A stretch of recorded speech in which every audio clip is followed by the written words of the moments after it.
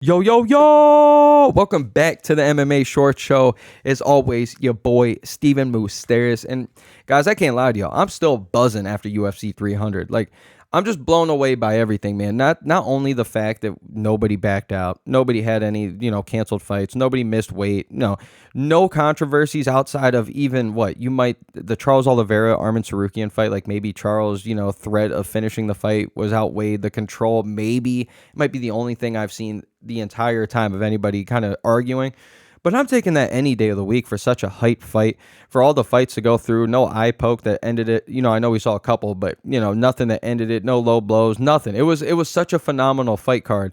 And not only do we get the BMF title fight that actually finally delivered, like BMF fights haven't been the greatest, especially when we hype up a fight too. Like an example, the first thing that comes to mind, I think for everybody, is Francis Ngannou and Derek Lewis. Like, man, we were expecting it's going to be a knockout, and it was a snooze fest. But for Justin Gaethje and Max Holloway to do their thing, for me, I'm the biggest Max fan. I say it all the time. But for Max Holloway to go out there, do his thing, put on one of his greatest performances ever, alone would have been talked about forever. But the last 10 seconds being the most viral clip maybe ever in combat sports history, it was so amazing. But the thing that I cannot get over at UFC 300 is this man, Alex Pereira.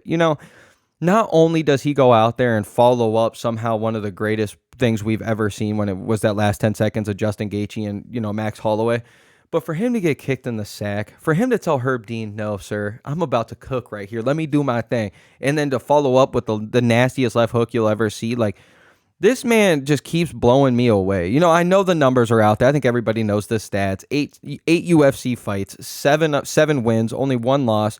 He's five former champions, beat them all. He's got four, title fights, two-time champion, one title defense, or two division champion. Like, this man has done it all. We will never, ever, ever see again what this man has done in 8 fights. We'll never see the push. We'll never see the run.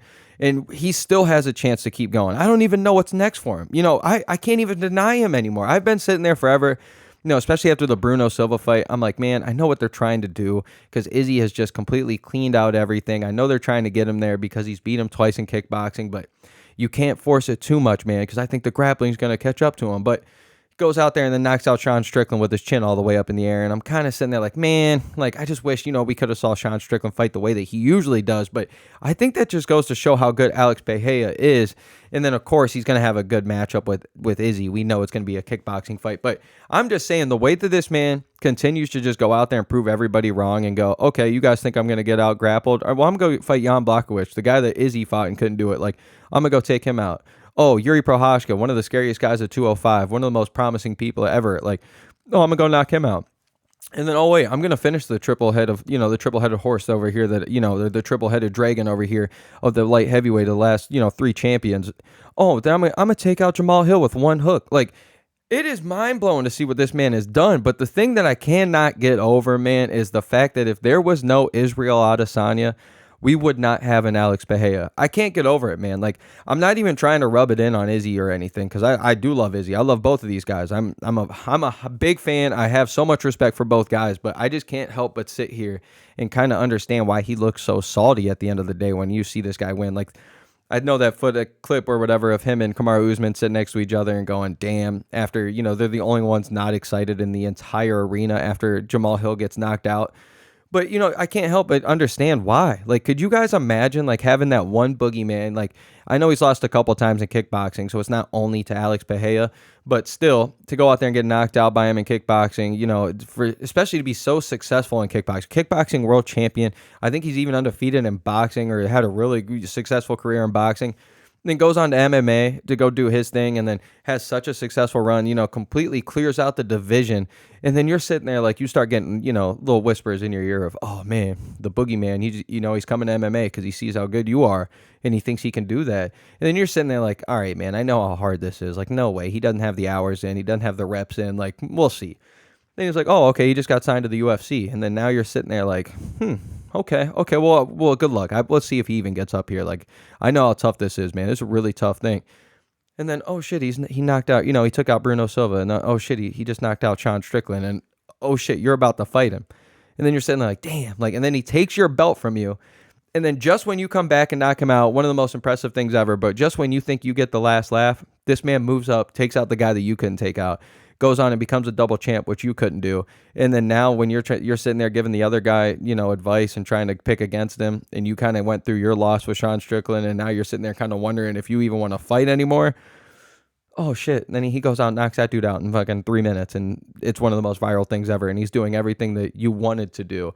And it's just so insane, man. It is so insane to think what Alex Pereira is doing right now.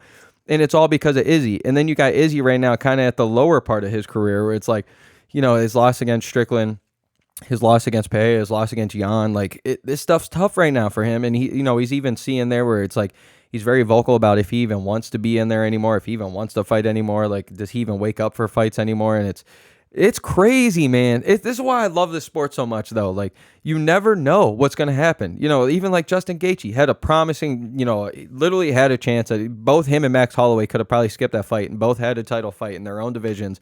But why it makes them so badass is they take fights like these, and they take chances like these.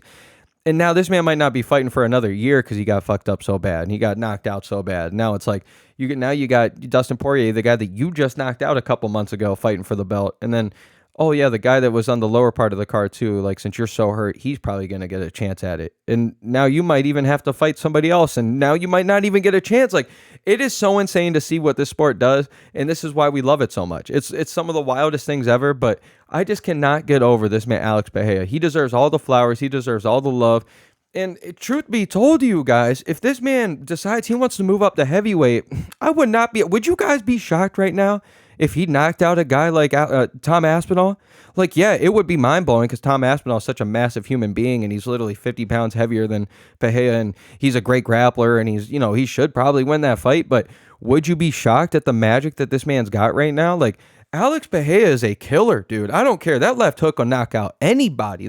Any of his, like, he's got a nasty straight. He's got nasty kicks. I mean, I'm just saying that you would not shock me. Him going and fighting Ankalaev or fighting Roundtree or having a couple more title defenses, like, I wouldn't be shocked at it. Like, I'm not turning down anything. And this guy could retire tonight, and this man would be probably a guaranteed Hall of Famer.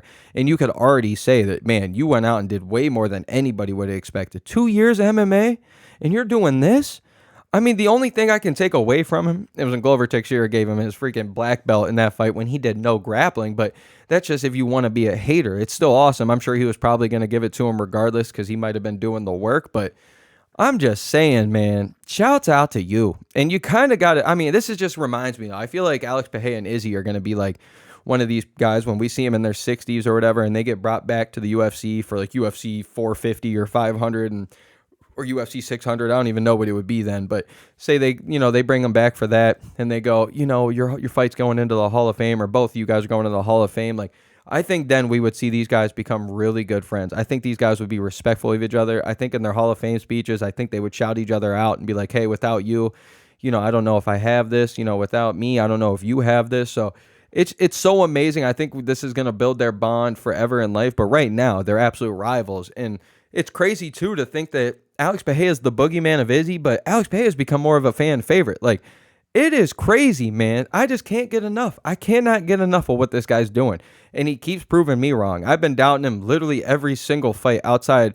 Honestly, the one fight that I thought he was going to win was the Izzy fight. I thought both Izzy fights he was going to win. But every other one, I'm definitely leaning like, man, Jan Blachowicz is a killer, man. He's seen power. He's seen the 205 power, too. He's seen heavyweight power.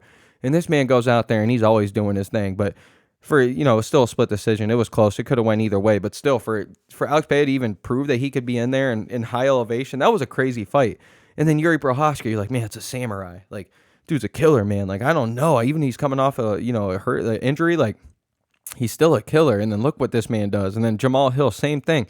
As much as he did just come off his Achilles, like, Jamal Hill does have that attitude that if you're going to take a guy out like Alex Pereira, you need to have the confidence that Jamal Hill had, or at least was portraying, and it just didn't work out his way that night. But it's just so crazy to sit here and think what Alex Pereira is going to do, and I'm all in for it. You could not tell me a fight that I wouldn't deny, like even a John Jones fight. I know how, even a Curtis Blades fight, even anybody that grapples now, an Ankalaev fight, like, sure, if it goes to the ground, Alex Pereira might look really bad. He might get subbed really quick. It might be bad. But guess what? He's still got Glover Teixeira on his side, who's still teaching him things, and is probably one of the best MMA submission artists we've ever seen, especially at 205. So I mean, I'm just saying, I wouldn't be shocked at all at anything he does anymore. It's almost like it's just such an unbelievable ride and rise right now to the top that I'm all in for it. And just hats off to this guy, Alex Pereira. Shouts out to you. Shouts out to your team. This man even bagged Pauliana Viana or whatever. That girl is sexy, man. Like, good for you. This man's a killer. This guy is doing everything in life. It doesn't matter. This man's still going to win, and he's always going to get the last laugh. Like, shouts out to you, Alex Pereira, and I'm all in. I am all in for it. But you guys let me know, man. What do you guys think is even next? Like, I don't even know what he thinks is next. He can just keep doing what he's going to do. He wants to fight this month and fight at 301. Like, get Tom Aspinall in there. Get Roundtree in there. Get Ankalaev in there. Like, let's see it. I have all the faith in the world he's going to win for whatever he does. But you guys let me know what y'all think. And then, as your boy always, Steven Moustaris. And let's go, baby. Let's go.